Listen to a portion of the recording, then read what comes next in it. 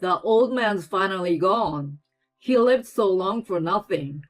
Now you can claim his life insurance, right? I can finally be compensated for the misfortune of getting married to you. Show me how much you're getting now. I have no interest in joining your impoverished dad's hick funeral. The words that came out of my husband's mouth were no condolence, but pure insults to my dad and me at the funeral. Not only that, here, my contribution to a gift of assistance. Pick them up. Ching ching. He threw coins from his pocket at me and let out a scornful laugh. There was no sign of the kind man who gave me the lucky silver dime and encouragement in the past. How did it all come to this? My vision was blurred by tears of rage and misery. Suddenly, a man appeared in front of me.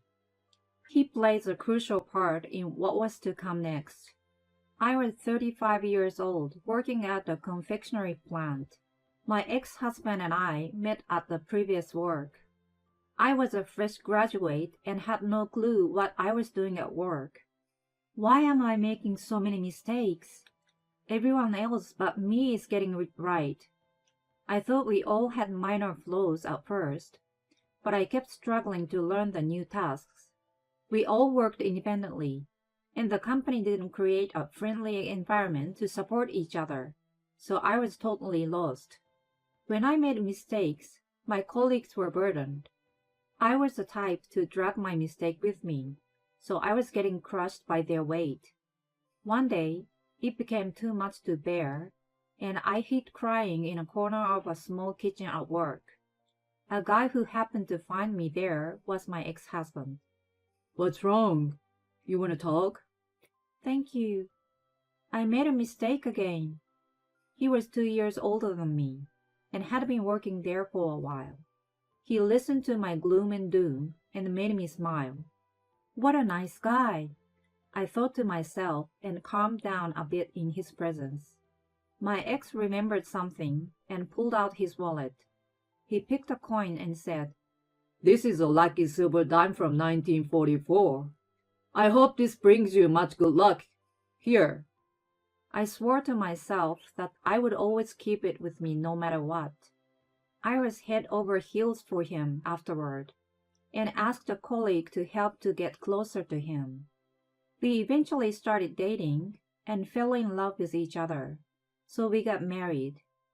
I was purely ecstatic about our happy life together, but there was one person who didn't agree with me. It was my dad, who was devoted his daily farm all his life. He was a man of few words and had never spoken to me much growing up, but he had a clear objection to my marriage. "I believe it's a rush to get married to him now. I don't trust him. He looks like a nice guy, but I sense there is someone else hiding. You should wait a little longer and got to know him better." Wait, I choose him. How do you know he is or isn't good for me after meeting him once? Besides, you've never given me any fatherly advice before, and now you put on your father's mask and give me a lecture? I am an adult. I don't need your permission. Hearing him against my decision for the first time, I became upset and blamed him more than I should have. He never said a word about it after that. I ignored his warning, got married, and left home. We had never gotten in touch since then. It's all good. I have my husband. I'm happy with my marriage. I chatted to myself and pretended there was nothing wrong in my life. The truth was, my reality wasn't going the way I imagined. A little after we got married, my ex started acting arrogant toward me. "Hey, where's my dinner? Didn't I tell you to clean the house? Aren't you embarrassed living in a mess like this? I want to wear this tomorrow, so iron it. And don't forget to polish my shoes." Even though he treated me badly, I tried my best to balance my work and home life. I managed to perfect housework, not to be criticized.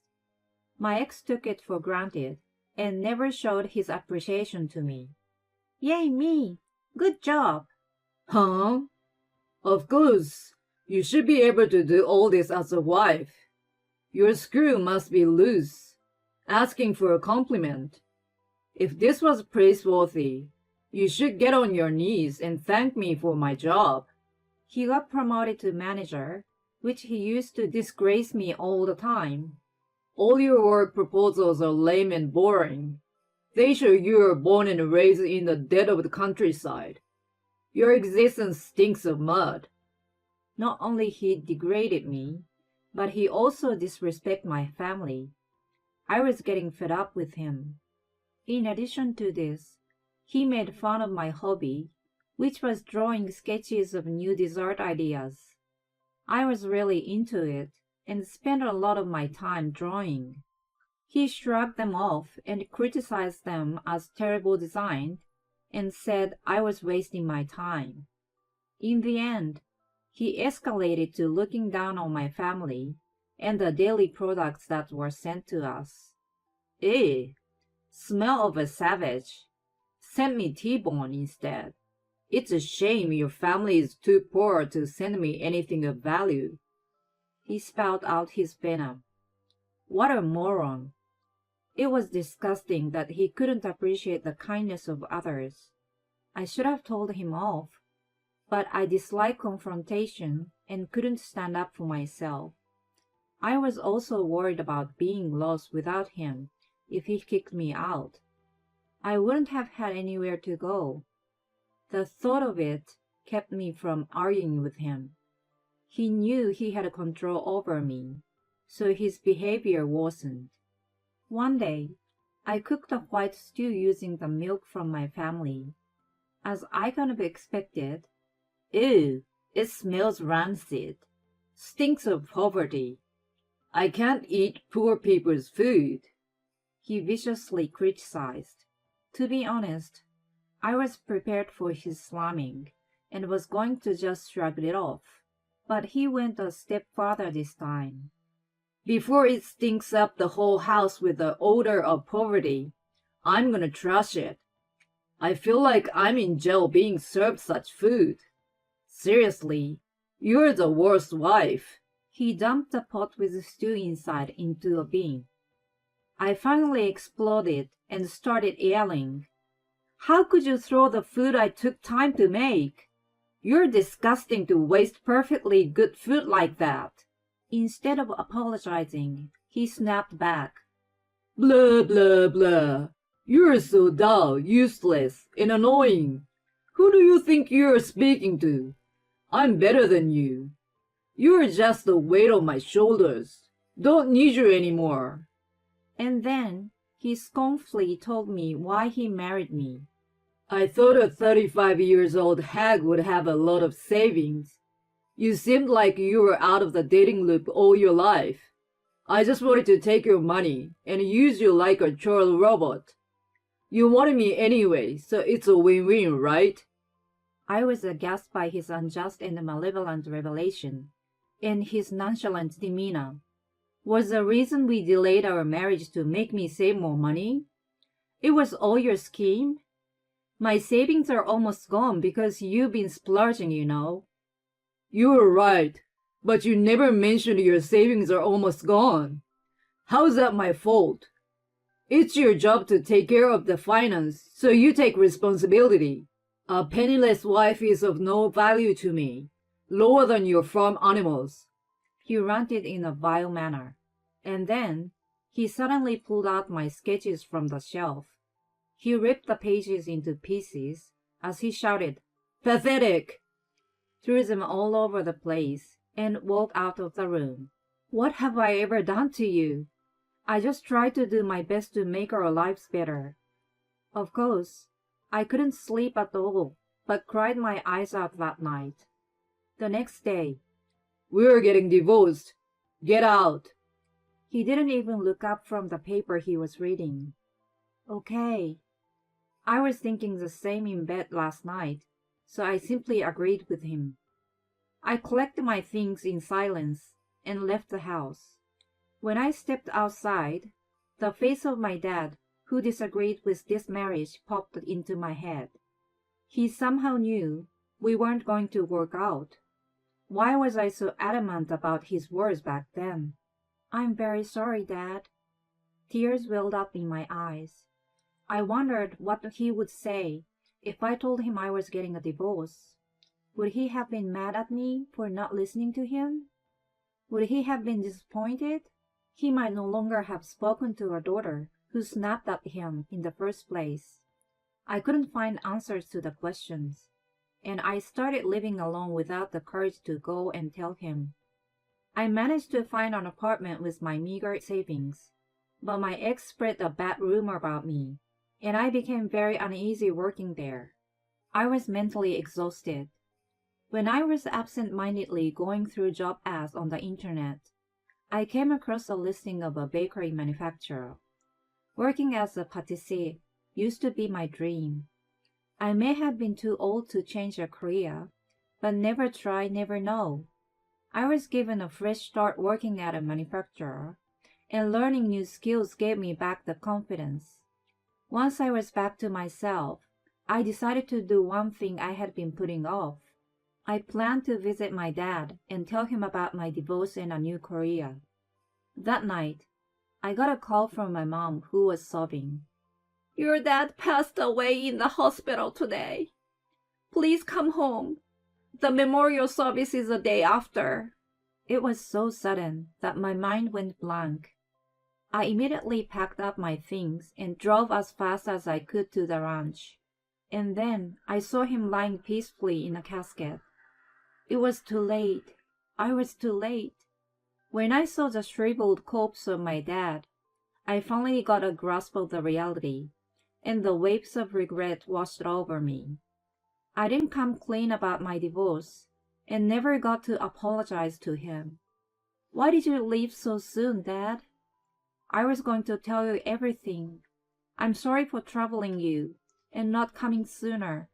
I soaked up my pillow with my tears all night without sleep. 2 days later, his memorial service took place at the ranch. I was too devastated that I was like a zombie. Then suddenly, my ex appeared before me. He learned about my dad's passing through a mutual friend. I expected him to mourn my dad as long as he was at the service, but my expectation was quickly shut down. "Hey, so when are you getting your inheritance? Since I took care of you, you need to pay me for that.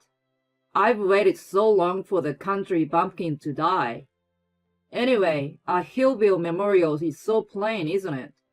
Don't tell me you don't have money. Just sell this useless ranch to get more. It's your chance to make me think that I was lucky to have married you." Even on such a solemn occasion, my ex showed his despicable self and tried to dishonor my dad and me. "Leave now. There's no place for a vile man here." I was outraged by his immoral behavior. He didn't care and continued with his rant. "Pay me then, I will leave. I don't even want to be in this hick town. You always make things complicated with me, so it takes longer than needed.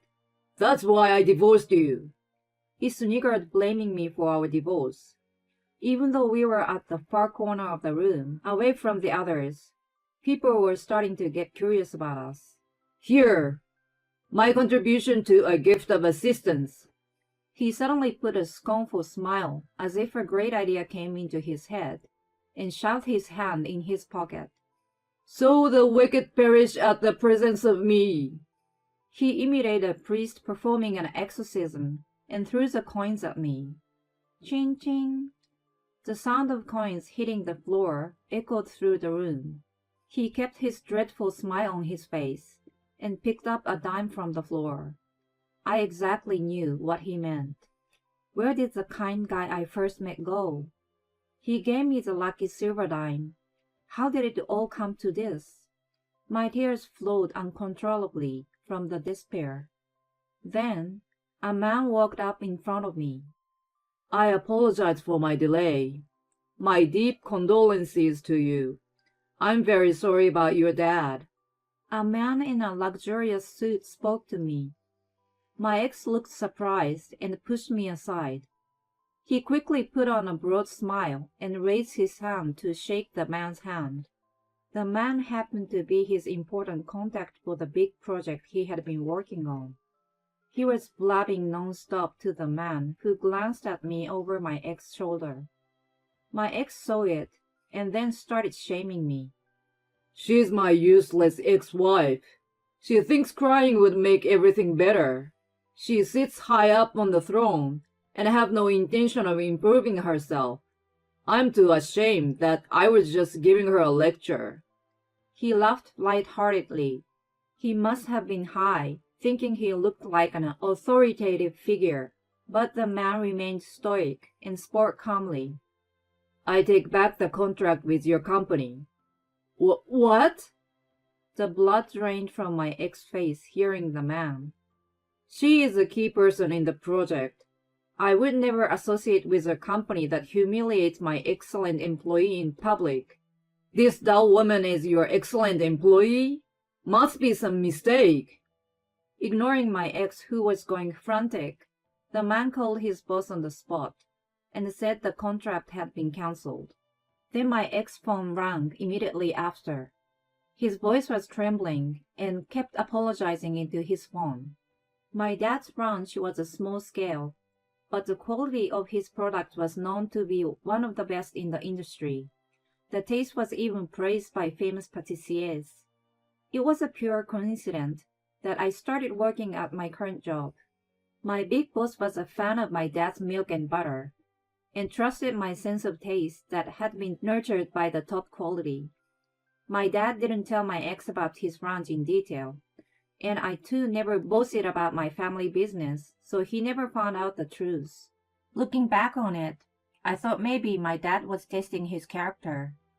My ex finished his call and turned to me with a ghost-like face. He must have thought that his career was over without this project. He all of a sudden changed his demeanor and pleaded with me. Please, talk to him and make him change his mind. I didn't really mean to harm you. Please forgive me. An apology only for the sake of self-preservation. I had reached my boiling point and let out all my frustration to him. Huh? You self-centered bastard? What are you talking about? Do you think crying would make things better? Right back at you. One of the sketches you tore apart that day is the origin of this project. Now you want to sell my lame crepe made with my dad's milk that you said stunk of poverty? The project that my ex was working on for the company was the sales of crepes I created and supervised using a cream made from fresh milk from my dad's ranch. When he found out the detail, No one told me.